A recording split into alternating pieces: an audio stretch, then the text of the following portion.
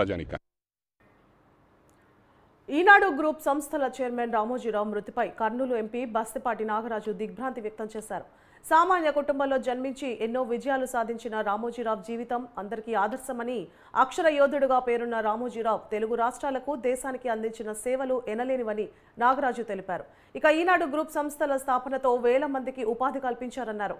Media రంగంలో రామోజీది ప్రత్యేకమైన శకమని, రామోజీరావు ఆత్మకు శాంతి చేకూరాలని ప్రార్థిస్తూ వారి కుటుంబ సభ్యులకు తన ప్రగాఢ సానుభూతిని తెలియజేస్తున్నానన్నారు.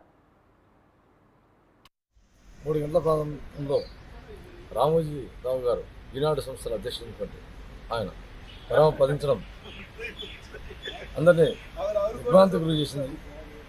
వాస్తవంగా రామోజీరావు గారు ఒక వ్యక్తిగా ఉండి అంచెలంచెలుగా ఒక వ్యవస్థగా తయారై ఈ సమాజానికి అంతా ఈనాడు అనే ఒక పేపర్ రూపంలో వ్యవస్థను తయారు చేసి అందరికీ ఆదర్శంగా నిలిచాడు.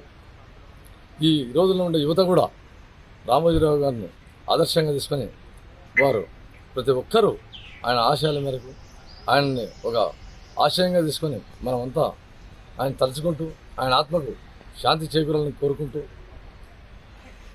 నేను చాలా దిగ్భ్రాంతి